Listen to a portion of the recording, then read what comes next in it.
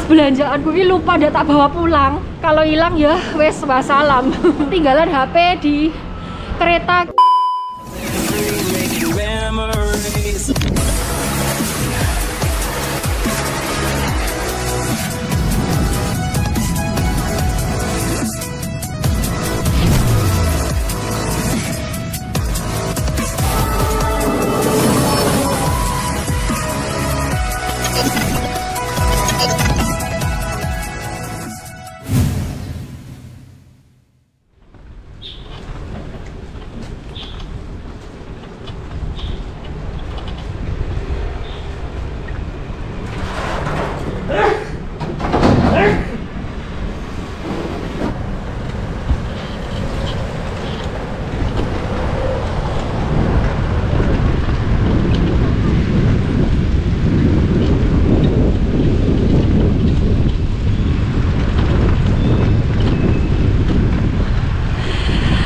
Assalamualaikum warahmatullahi wabarakatuh. Ketemu lagi dengan Dian di Taiwan.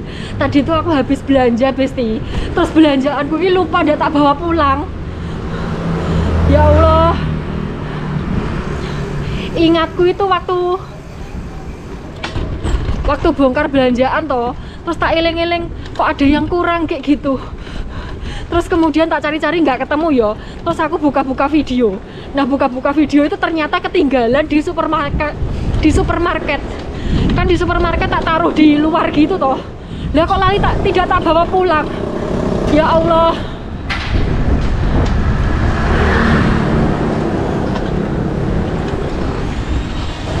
Dan sudah sekitar 2 jaman lebih ya. Kalau hilang ya wes wassalam. Moga-moga ndak hilang lah. Ya kalau masih rezeki berarti ya ndak hilang. Kalau tidak rezeki ya berarti hilang ngono ya.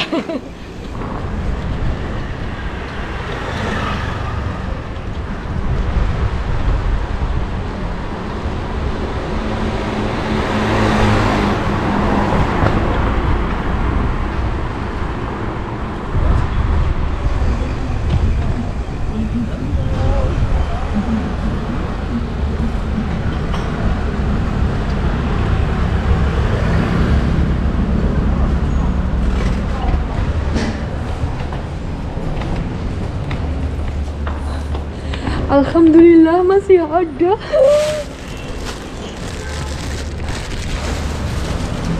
Masih rezeki besti, alhamdulillah.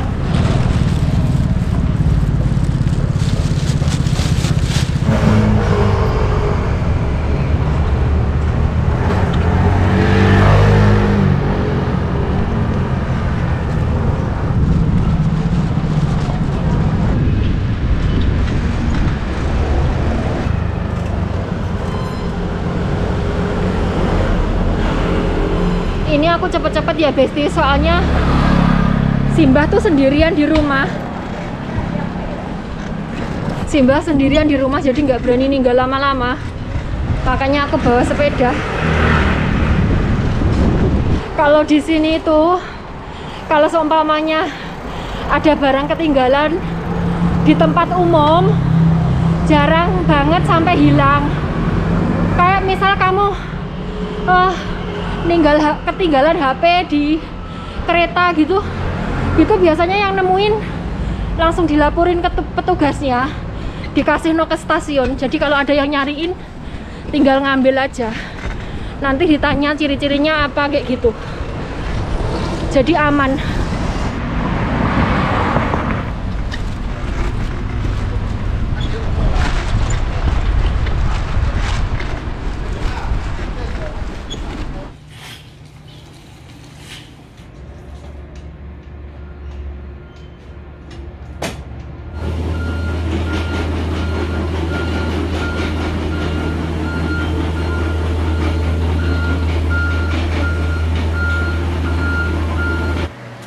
Halo Besti, alhamdulillah sudah nyampe rumah. Untung nggak keduluan Pak Bos yo. Kalau sampai keduluan Pak Bos jadi nyahok tenan aku. Dan mbahnya itu muanut banget. Tadi sebelum berangkat itu mbahnya tak suruh tidur atau rebahan di kamar doang, jadi nggak tak bolehin kemana-mana, takut kalau kenapa-kenapa saya nggak di rumah kan ya, dan mbahnya sendirian. Dan alhamdulillah mbahnya muanut banget. Terus pas aku sudah nyampe rumah, pas baru nyampe rumah tok, pas buka lawang, buka pintu itu langsung ada telepon masuk. Jadi temannya Pak Bos itu nelpon ke HP-nya Pak Bos, dan HP-nya Pak Bos itu kan di rumah, nggak ada yang angkat. Terus kemudian telepon ke nomor telepon rumah. Lah kalau seumpamanya telepon ke nomor telepon rumah nggak ada yang angkat juga, pasti nanti kalau telepon ulang kan jadi tanda tanya, aku telepon ke rumah kok nggak ada yang angkat, loh bodoh nyandi ke manusianya kan gitu kan, ribet. Untungnya saya sudah nyampe rumah duluan ya, alhamdulillah. Dan menggeh-menggeh tadi itu tuh sebenarnya itu barang saya, kalaupun hilang sebenarnya ya tidak masalah, tapi ya iman-iman, makanya tak baleni besti. Yo alah jandang lingan.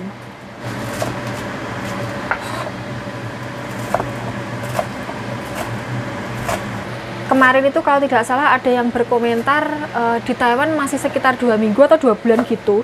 Terus gimana caranya biar kerasan, karena rasanya itu pengen pulang aja. Ya kalau rasanya pengen pulang aja itu sudah normal ya, namanya juga orang merantau, keingat rumah itu sudah normal. Semua orang yang merantau kemanapun, nggak peduli keluar negeri atau di dalam negeri atau cuman keluar kota, keluar pulau gitu, itu sudah normal besti, sudah umum. Kalau seumpamanya kita itu keingat rumah, pengen pulang, tidak kerasan dan lain sebagainya, itu normal banget. Normal banget, semua orang pasti berada di fase tersebut, termasuk saya. Saya dulu baru pertama datang ke Taiwan karena saya tidak pernah lunga kemana-mana ya, tidak pernah pergi kemana-mana, tidak pernah merantau kemana-mana. Itu saya pertama datang itu ya penggaweannya nungas nangis, apalagi kita itu kan perginya ke luar negeri ya, bukan keluar pulau, jadi kayak culture shocknya itu kayak lebih berasa gitu loh. Kan di sini sudah beda bahasa, beda kebudayaan, beda panganan, beda sembarang dengah kan ya. Itu tuh bener-bener kerasa banget. Jadi setiap hari itu saya pekerjaannya cuma nangis, mandi nangis, capek dikit nangis, nyapu nangis, makan nangis. Udah gitu aja setiap hari sampai sekitar 1 tahun lebih kalau tidak salah. Tapi itu saya tetap bertahan. Walaupun rasanya itu pengen banget, pengen pulang, pokoknya pengen miber pulang ke Indonesia gitu. Tapi satu hal yang saya ingat ya, pesan ibu saya, kalau sampai pulang tidak membawa apa-apa, kamu pasti akan jadi bahan tertawaan orang-orang. Ingat, di Indonesia itu nyari kerjaan susah, nyari uang itu susah. Nanti kalau sudah di luar negeri, ingat juga perjuangannya waktu di PT. Ingat juga perjuangannya waktu nyari job, nunggu job turun itu bagaimana perjuangannya. Terus ingat, pokoknya yang sulit-sulit di Indonesia itu diingat-ingat semuanya. Itu nanti pasti akan kayak strong gitu loh. Kayak ya, kayak punya energi, walaupun kita masih nangis, tapi setidaknya itu nekat pulangnya itu panggah kalah sama butuhnya. Butuh duitnya. Nanti kalau sudah di atas 1 tahun biasanya nanti sudah balik lagi, atau kalau sudah mau mendekati finish kontrak itu biasanya malah cegah pulang kayak saya ini. Ya cegah pulangnya itu bukan karena apa-apa, tapi karena ya butuhnya itu masih banyak gitu loh. Butuhnya, apalagi kalau nanggung bocah sekolah, nanggung orang tua, wes ini tambah nggak pengen pulang. Karena di Indonesia belum punya bekal, apalagi kalau yang ke perantauan itu karena di rumah nanggung hutang itu macam-macam ya, bukan karena seneng hutang, tapi kan ada yang orang-orang yang kesini, yang saya lihat yang di Taiwan ini ya, itu tuh ke Taiwan karena usahanya bangkrut.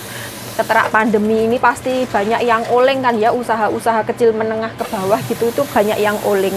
Jadi pada merantau buat cari modal lagi kayak gitu, itu normal. Jadi kalau teman-teman yang baru datang ke luar negeri ataupun merantau dimanapun berada, ingat tujuan awal merantau ya. Nggak apa-apa nangis, nggak kerasan, terus pengen pulang, itu normal. Semua orang melewati fase tersebut. Tapi tetap ingat tujuan awal, dah itu aja. Nanti kalau capek nangis itu nggak apa-apa, saya dulu juga seperti itu, saya capek dikit nangis, soalnya pekerjaan di Indonesia sama pekerjaan di Taiwan itu beda banget, beda, walaupun sama-sama pekerjaan rumah tangga tapi beda banget ya besti. Yang belum pernah keluar negeri pasti tidak akan tahu, tapi kalau yang sudah pernah keluar negeri ya wis paham banget lah ya kayak gitu. Jadi wis toh, nanti kalau sudah 1 tahun lebih sudah beda rasanya. Kalau masih pertama baru datang, apalagi kalau yang belum pernah ke luar negeri itu ya wis lumrah, semua orang melewati fase tersebut. Jadi ya wis umum, itu sudah umum Besti.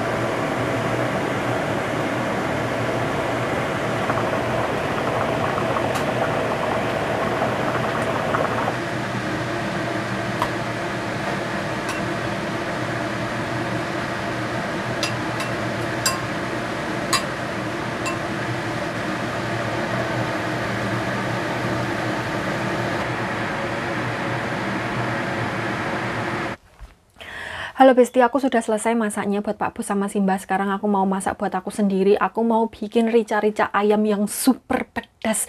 Jadi ayamnya yang tak beli tadi di supermarket ada di video sebelumnya, silahkan ditonton. Kalau tidak ditonton tidak tak bolo.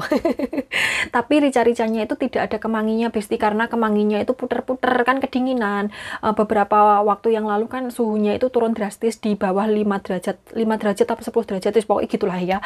Kan kemangi itu kan tanaman tropis toyo, terus ditaruh di negara yang subtropis, jadinya kedinginan puter-puter. Kalau ditaruh di Korea, Jepang itu mungkin malah metong.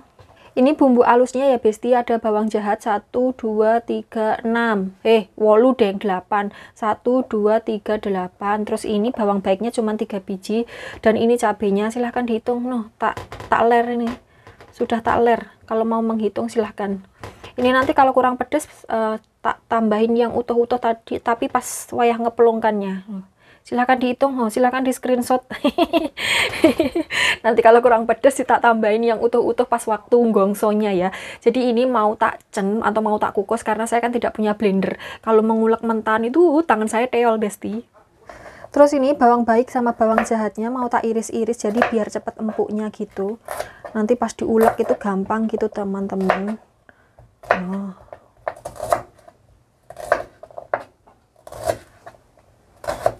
Nah ini sudah kepotong-potong ya.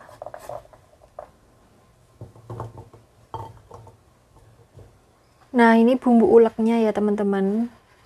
Mau tak kukus sebentar jadi biar empuk, biar gampang diulek. Ada bawang baik, bawang jahat, sama cabai.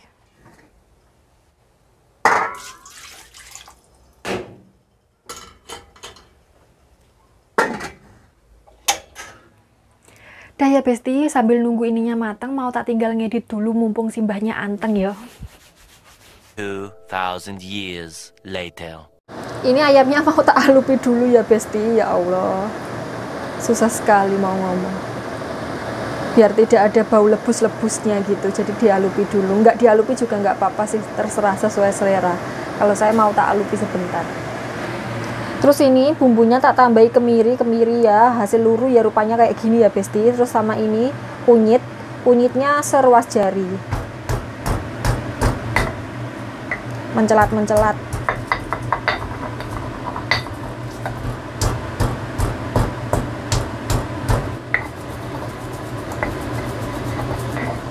Wah, umut. Ini sudah bisa dientas ya Besti. Dicuci yor, nanti saya dientas sak gininya. Ditambah air dingin dulu, baru dibuang airnya. Terus dicuci.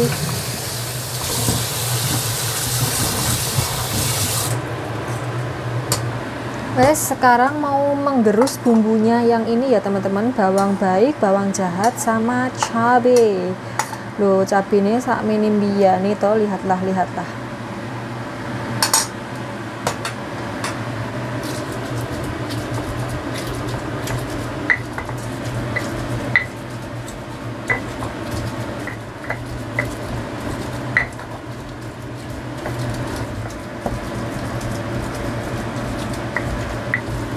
Ini sudah lembut ya Besti. Terus mau tak tambahin daun jeruk. Ini daun jeruknya juga tak ulek karena biar rasanya itu keluar gitu loh, aromanya daun jeruknya itu keluar, karena ini kan daun jeruk frozen, bukan daun jeruk yang fresh kayak di Indonesia. Terus kemudian jahe, jangan lupa dikepruk ya. Dikepruk itu bahasa Indonesianya apa? Ditutuk gitu loh. Susah sekali. Terus ini lahos. Aku sudah beberapa kali mecahkan cowek dari tanah liat gara-gara nutuk laos. Udah selesai. Nggak punya solet ya Besti, jadi pakai sendok saja. Sambalnya, bumbunya.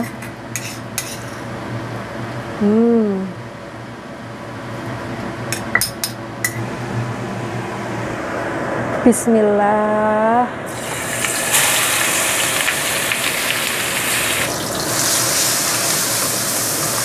Ini ditumis dulu ya Besti sampai harum saja, karena ini kan sambelnya sudah matang. Sambel, maksud saya cabai bawang baik sama bawang jahatnya itu sudah matang gitu loh.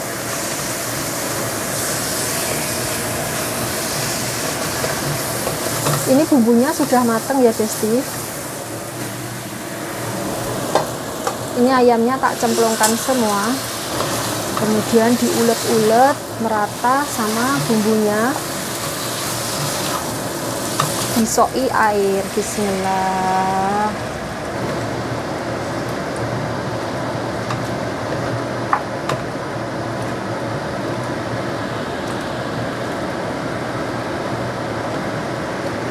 Ditutup. Kasih penyedap. Ini penyedapnya 1 bungkus tak habiskan ya. Kemudian garam.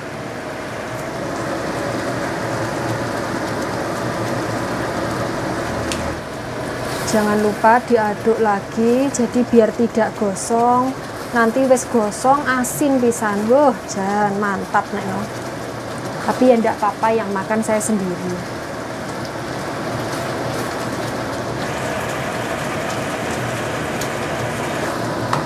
Ini ayamnya sudah mulai empuk ya Besti. Tak tutup. Minyaknya keluar semua Besti. Bismillah. Cabenya Masya Allah.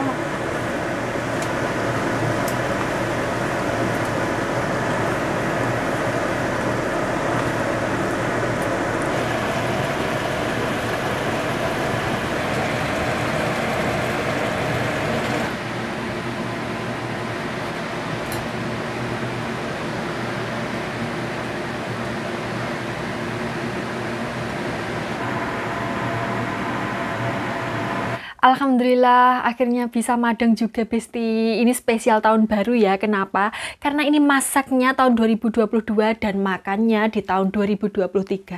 Jadi masakanku ini umurnya sudah 1 tahun Besti. 1 tahun. Ini lebih dari sekedar blendrang. Karena kalau blendrang itu kan cuma nginep beberapa hari. Lah ini nginep setahun.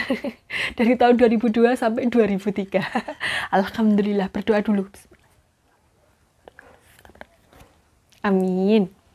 Ini rica-rica ayam pedas ya Besti. Terus kemudian ini ada daun pepaya sebagai kulupannya. Tapi ini tak masak lagi, tak tambahin cabai sekitar 21 atau 23 biji gitu loh. Karena kemarin itu tak cicipi itu masih kurang pedas, padahal cabainya segitu banyaknya tapi masih kurang pedas. Akhirnya ya sudah tak masak lagi, tak tambahin cabai, oseng, dan jadilah sekarang waktunya madang. Berdoa lagi karena sudah ngecuepret kemana-mana yo. Bismillahirrahmanirrahim. Amin. Mau ngambil ayamnya, jangan sampai kena laos ya. Bismillah. Sambalnya Besti.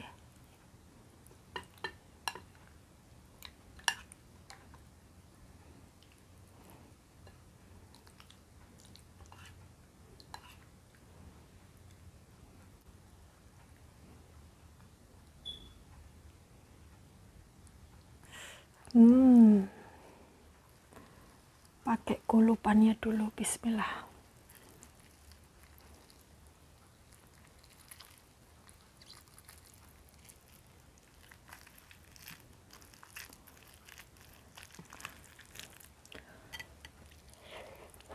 Hmm.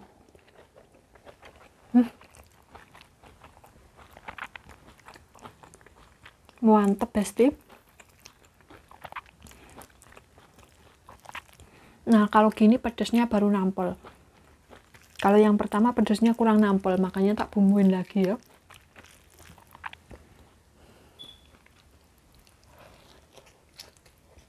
Hmm.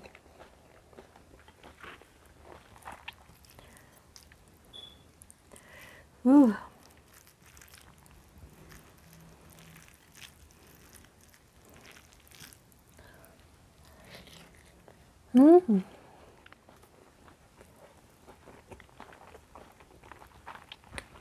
Hmm. Mantep. Rica-ricanya pewedesnya nampol. Kulupan daun pepayanya mantul. Cocok banget pokoknya. Apa ndak pahit? Ya pahit, tapi malah justru pahitnya itu yang bikin enak, Besti.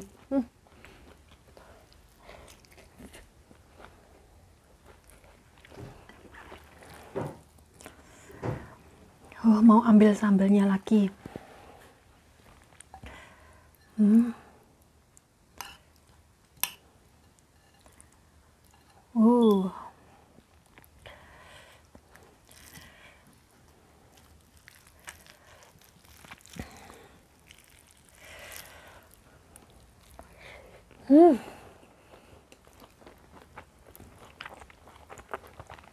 Mantul banget.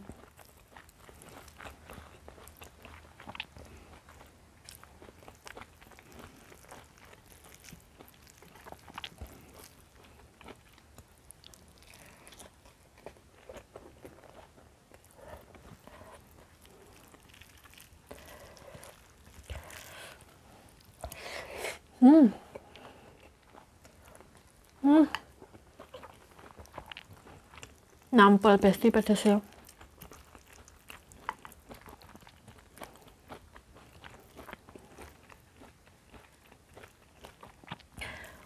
Ada kulupan pepayanya, pah. Ini yang bikin enak banget.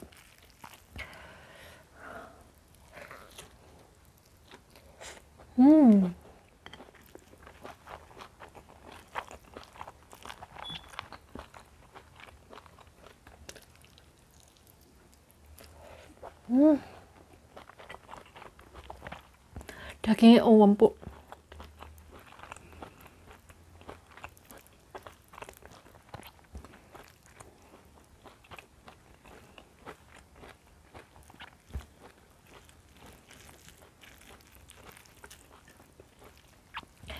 Spesialis pahit ini, kalau lalapannya pare, kulupannya daun pepaya. Mantap pokoknya.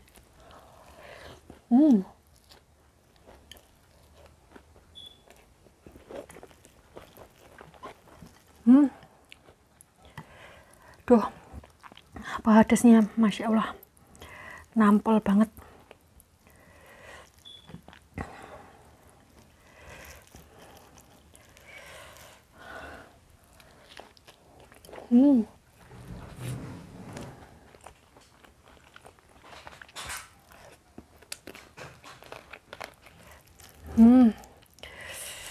Terakhir, bukan, kedua terakhir.